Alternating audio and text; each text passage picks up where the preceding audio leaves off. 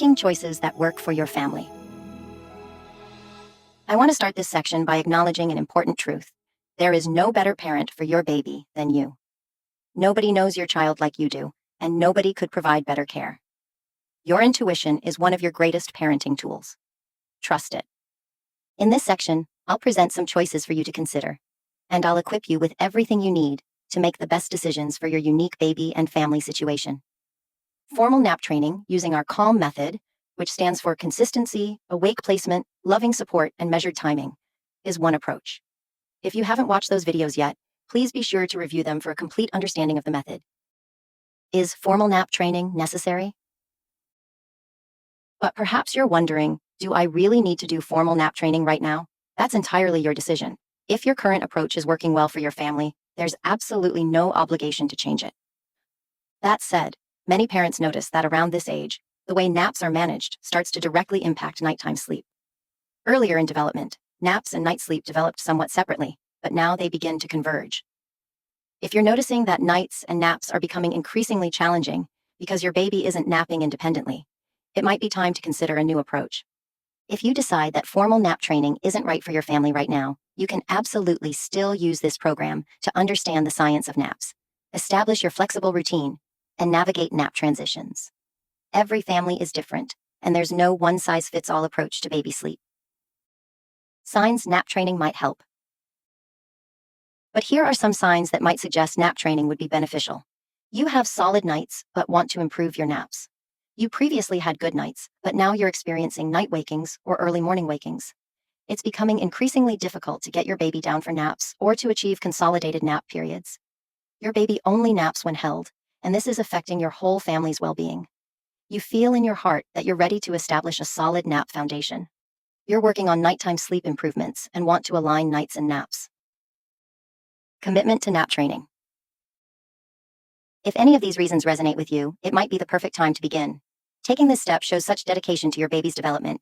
Be proud of yourself for making this choice. For best results, try to be home for most naps during the first 15 days. Aim for about 70% of naps at home during this initial period. Ask yourself, am I seeing consistent signs that it's time for a change? And can I commit to having 70% or more of our naps at home for the next 15 days? If you answer yes to both questions, then get excited. Your baby can absolutely do this, and life beyond inconsistent naps will be truly wonderful for your entire family. Nap training with the CALM method. Now let's talk specifically about nap training for your 11 to 14-month-old. If you've already done formal nap training when your baby was younger, you might not need this guidance right now, but keep it handy in case nap challenges arise later on. Whether you encounter nap refusals, persistent short naps, or need to reset after travel or illness, these recommendations will help guide your decisions. First, make sure you have your nap training specifics guide from the resource materials.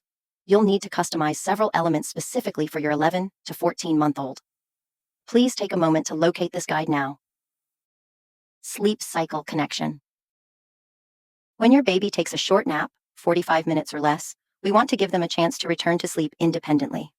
Babies cycle through different sleep stages and sometimes briefly wake between cycles. By allowing them time to resettle without your help, you're supporting them in developing the valuable skill of connecting sleep cycles, which leads to longer, more restorative naps. In the measured timing part of our CALM method, I generally recommend allowing 15 to 25 minutes for babies to return to sleep after a short nap. For 11 to 14-month-olds specifically, I suggest using the full recommended window. Aim for 20 to 25 minutes if your baby takes a nap lasting 45 minutes or less. This time frame honors your baby's developmental stage while encouraging important sleep skill building. If your baby successfully returns to sleep, that's wonderful. This skill shows significant sleep maturity. Maximum nap duration. Always maintain our 2-hour maximum guideline for any single nap. Calculate this 2-hour period from the moment you initially place your baby in the crib. For example, if you put your baby in the crib at 9:30 a.m., they take 15 minutes to fall asleep, wake after 35 minutes, and then take another 20 minutes to return to sleep. You would still wake them at 11:30 a.m. if they're still sleeping, because that marks 2 hours from the start of nap time. If your baby doesn't return to sleep within the allotted time, enter the room calmly, turn on the light, switch off the sound machine, and say in a warm, pleasant voice, "Nap time is over, sweetie." Offer positive reinforcement.